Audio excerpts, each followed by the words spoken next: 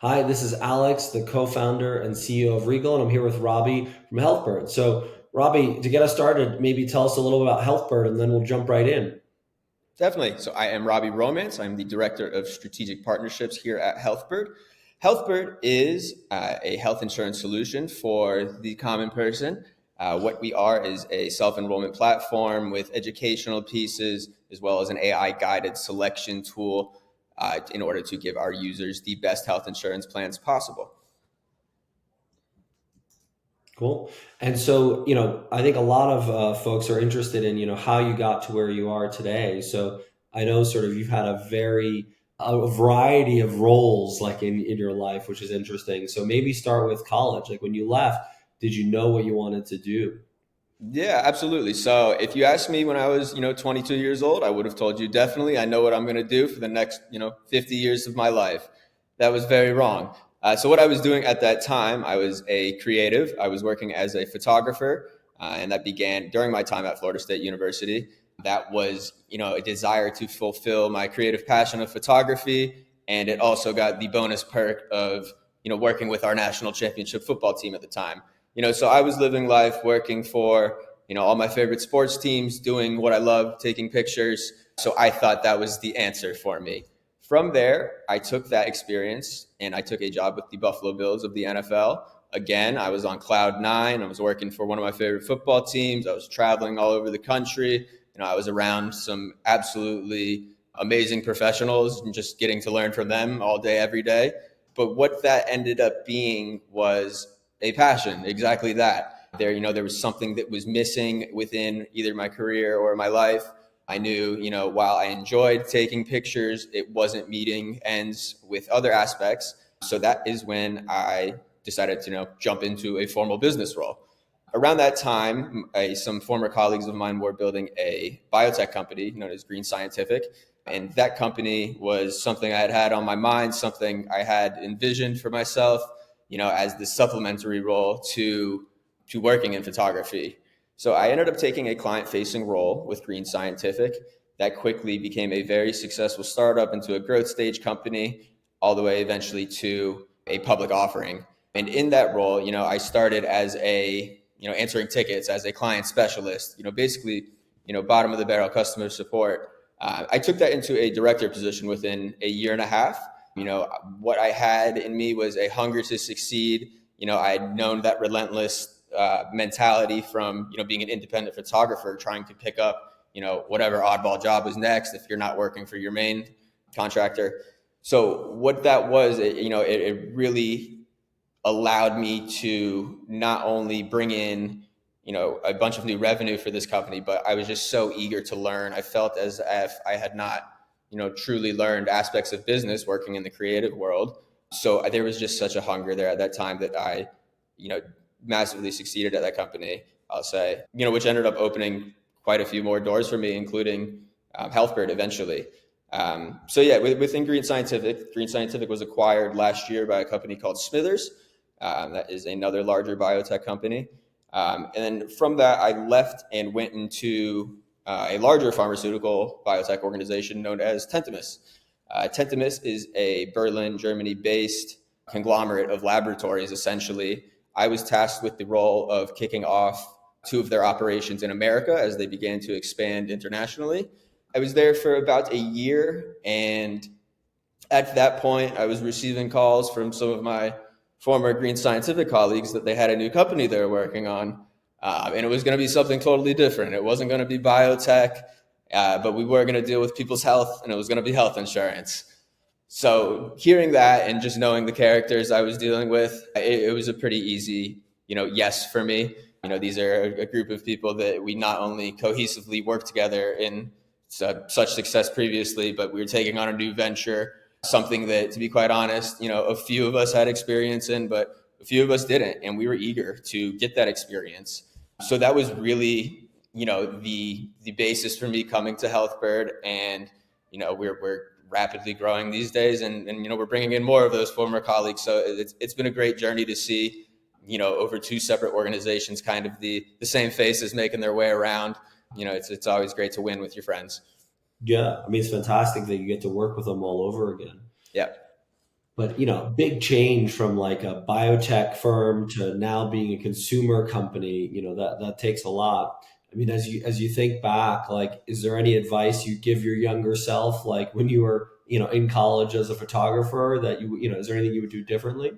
Phew, I mean, any advice I'd give myself, I would, while I'd love to give myself, my current set of knowledge and skills and just place myself back in, a freshman in college, it's just simply not realistic. And the way I did, build these skills was through failing, massively failing. There's such a beauty in learning through failure and continuously growing that route. I would have no idea, that the photography wasn't the lane I wanted to be in, if I didn't take that approach. I could see Mm, myself going straight into business and kicking myself for not being creative. So, yeah. it was really, an either or situation that I have grown through by really just taking it all on. So, as far as something I wish I knew earlier in my career, I'll say not much because I've learned so much. But one, if anything, that I'll give you mindfulness. I was so motivated, so hungry early in my career, 60, 70-hour weeks, felt like nothing to me because I knew it was on the other end of them that Mm, that was something that I truly didn't understand. I knew how to hit the gas, I didn't know how to hit the brakes. yeah. So I'll say if I could go back to my 22-year-old self, I'm going to teach him some basics of meditation, teach him how to accumulate energy before spend it, and teach him how to truly rest. Yeah, for sure. It's good advice. So as you think about like the sort of path HealthBird's been on, what's sort of come easily for the company, and like what have some of the challenges been where it's really you've had to figure out some harder things? Yeah, definitely. So, with the experience of our team coming into here, one thing we knew how to do, we knew how to sell insurance, plain and simple. Our CEO, Ariel Dominguez, has already came from a growth stage health insurance organization. He sold that company and now he's working on HealthBird. So, we have the experience of very successful minds in insurance. So, coming together, one thing they knew how to do was sell insurance. Now, as far as that challenge in selling insurance, it's easy to sell insurance to one person, to 10 people, to 100. We're trying to sell insurance to a million. So that has really been, the biggest challenge in accessing, the largest amount of clientele we can, whether that be through marketing efforts, whether that be through our own internal tech that we're building out, whether that be through strategic partners such as Regal and how we access them. That would be, the biggest challenge is expanding, on what we already are experts at. Yeah. And why did you guys start using Regal? Yeah, so as far as Regal, I'm a bit newer into the Regal use, so I'll tell you, I can go all day on this one. But as far as the outbound issues we were dealing with before, they were really countless, and that's the main thing Regal helped us solve. Our outbound sales motion, it was pretty disjointed. There was a bunch of different moving pieces that weren't synchronous. And what Regal did, Regal came in and not only increased our answer rates because that was a big issue. We were struggling to even get on the phone. They increased that as well as bringing our sales process together, whether it be getting some cohesion between our SMS and our calls and our, we have a customer service line that's coming in with info and we need to get that info out. So, really from an organization standpoint, Regal has gotten us into, such a better flow of things that can really, allow us to focus on the things we want to grow in. Great. And as you think about, what you guys need to do over the next year or two, like what are the critical things as a business that you need to get right? Yeah, absolutely. So this is a huge year for us. It's our second official year in business. The first year, maybe a little more leeway. We're experimenting with things. Now, within, what we got to get right this year, we're moving on to, our business as a whole is business to consumer, B2C. We're now working on our B2B angle. It's been worked a bit in the past, but that's a big one moving into the future. We've perfected essentially how to sell insurance on a B2C manner. Now the goal is to do it in a B2B manner and really taking that, making sure we have the resources allocated properly, making sure the core of our business, the B2C, is not suffering at all because of our focus onto the B2B aspects. That is the biggest challenge we are currently facing. And how you do that, that's, it comes first and foremost with your people. You have to have the right people in the right projects, whether that means hiring more or not. That's been really our big thing. We've expanded from 0 to almost 200 employees now in a year. And, we understand that, maybe some were overhired, maybe some were underhired. It's a matter of trying to perfect that. And, I think we're on the right path as far as our new B2B ventures. Yeah, I mean, to your point, like you guys have grown very quickly, and it's a challenge to keep up with all that growth, if nothing else. I mean, in your markets, there's so many companies that either are still doing it offline, so they're still doing it like completely paper and pencil the old way, or they moved online and their strategy has been great, we're going to do it online, but we're going to do it as efficiently as possible and treat everybody the same. And the Exactly. problem with that is that, it has diminishing returns. Like companies that are calling everybody the same and treating everybody the same see lower answer rates, see lower conversion, don't win a higher percentage of these deals, and so they really struggle in the long term. So I think part of what we love working with you guys on is how do you actually create a differentiated experience for each customer. So use data to personalize the outreach, with the right channel to the right customer, the right moment, the right message to drive like the best possible outcome that you can.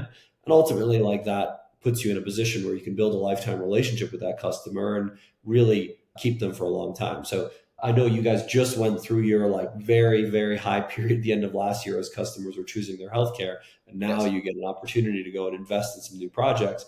So it's always exciting to like to work with you guys on that stuff. certainly. I mean, looking forward as you think about what comes next, not just in your industry, but across these companies in your space. Like, what do you think is coming down the pipe? Like, what do you think is happening? As far as what's coming down the pipe, I'll have a much better idea in the health insurance world if I could tell you after the election. But Is it that a really big is. decider? Like, if the Democrats win one thing, if the Republicans win another? Exactly that, yeah. And we've seen it in the past. Within either through COVID, there were some very pro health insurance policies with the Republican office, and then the Democrats have a much different take on it. So being that we are selling essentially a government product and ACA insurance, the election is going to be such a deciding factor for us. Now, as far as being a Which party would result in better business for you guys? I mean, being that we do sell what we would call Obamacare, I would say if it stays blue, that would be positive for us. But there are positives and negatives to both sides for us. Is it just the state level politicians that matter, or do the federal, like who's in the White House, matter? Absolutely, it matters on a federal level as well. Just insurance being on a state to state basis, there are also states that are federally mandated. So while we deal with state governments for individual licensing, et cetera, we do deal with federal government for those federally mandated states. So if we want to do business in California or New York, that is taken and handled on a federal level. I So mean, it's one of the challenges and opportunities to working in a highly regulated industry is there will be changes. And if you are the company that can understand how to work with those changes best, you can grow at least more than your competitors, even if absolutely less. But yeah, that you can definitely be thrown a curveball very quickly in regulated industries. most definitely. So that's something you guys will watch very quickly. I mean, as you think about the sort of things that you guys should have done or could have done earlier, like you've been in a couple of these startups now, like what advice do you have to folks who are starting companies? Like, what do you think people should start thinking about earlier than they usually do? Yeah, absolutely. I mean, it's going to go without saying, having the right team first and foremost, though. It's got to be people you can work with when it's Friday night at almost midnight, and you can still have some cohesion with them the same way you do at 11 You're gonna a.m. call them and say, like, get on the computer now. We need to fix Yeah, this problem. exactly. That level of comfort, sometimes it's almost too much that I find, but there's a Don't beauty live in to the it. same house. Like, hopefully, at least you're calling them and not going over to the next bedroom. Exactly that, exactly that. So there's a level of understanding between your teammates of really the communication between everyone. We have some seriously analytical people here, and we have some seriously charismatic business people here. Making sure they can communicate with one another is utmost importance. Outside of the low hanging answer of having the right team, I have to say just ensuring that you're not drowning yourself in opportunity. One thing you see in startups so frequently is you have the right team, your product's a market fit, you just released, it's going well, everything's great, you're maintaining fine, and now you're looking to cross sell a new feature to users. Now, knowing how and when to deploy that new cross sell feature is so vital to an organization. I touched on earlier how we're jumping into a B2B angle here at HealthBird. And just knowing when the timing for that was correct is so important to us, because if we're taking some of our devs and putting them onto a new B2B project and our B2C projects are falling apart, we didn't properly resource ourselves. We're drowning in opportunity. While there may be money to be made in this new cross sell we have, can it even be made if there's not infrastructure in place? So that's a real big one. Just not taking on too many projects, but at the same time, taking on as many as you can handle.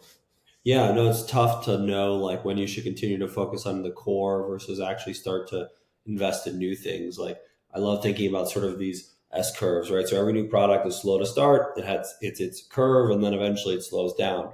And you hope to have the next product or thing ready to hit its accelerated sort of part of the curve right as the other one stops. And it's almost impossible to get it exactly right, but Yep, definitely something that people try to do.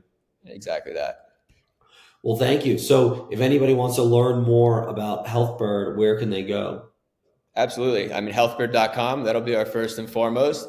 That it's a beautiful website. It is designed to educate users purely. So yeah, healthbird.com, plain and simple. Cool. Well, thank you very much for the time today. Talk to you soon. Absolutely, Alex. You too. Cheers.